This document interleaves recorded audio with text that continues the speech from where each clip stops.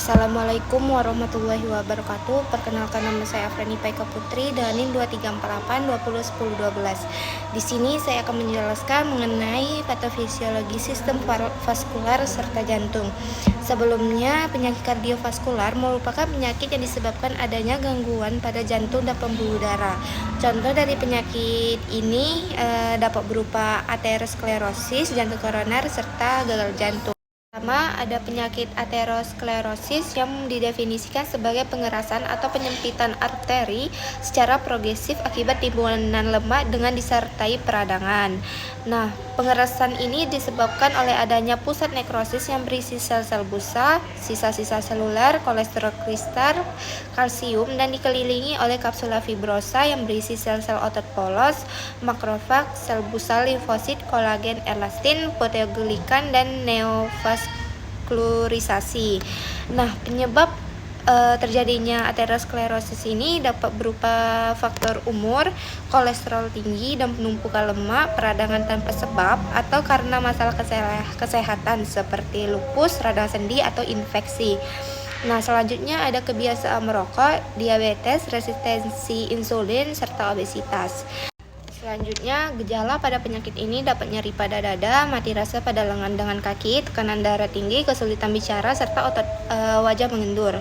Nah, selanjutnya ada penyakit jantung koroner yang merupakan ketika pembuluh darah utama yang menyuplai darah ke jantung mengalami kerusakan karena adanya penyempitan pada pembuluh darah koroner sebagai akibat dari meningkatnya kadar kolesterol dan lemak dalam darah. Maka akan terjadi pengurangan aliran darah ke otot jantung.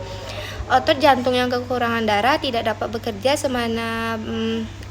sebagaimana mestinya, sehingga dapat menimbulkan nyeri yang dikenal dengan angina pectoris. Nah, penyakit ini penyebab utamanya dapat merokok, mengkonsumsi makanan kolesterol tinggi, obesitas, stres, tekanan darah tinggi, malas olahraga, serta diabetes.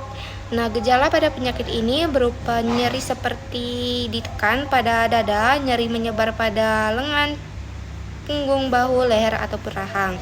Selanjutnya, sulit bernapas atau napasnya pendek, pusing atau berkeringat dingin, mual, muntah, merasa sangat mudah lelah. Selanjutnya ada penyakit gagal jantung, yang dimana penyakit ini suatu keadaan di mana jantung tidak dapat lagi memompa darah ke jaringan untuk memenuhi kebutuhan metabolisme tubuh, walaupun darah balik masih dalam keadaan normal.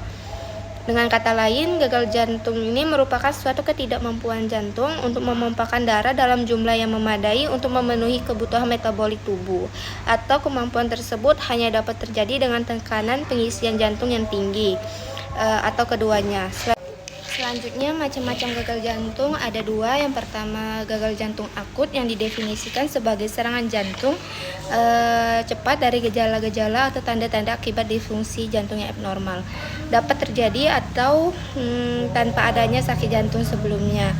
Disfungsi jantung bisa berupa disfungsi sistolik ataupun disfungsi diastolik.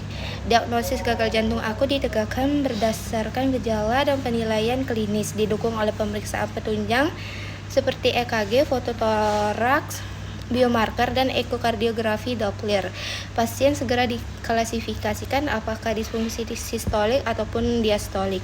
Selanjutnya, gagal jantung kronik yang merupakan kondisi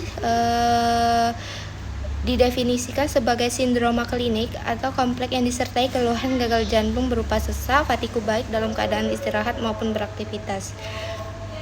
Nah, untuk gejalanya dapat berupa nyeri dada menjalar saat beraktivitas serta dyspnea.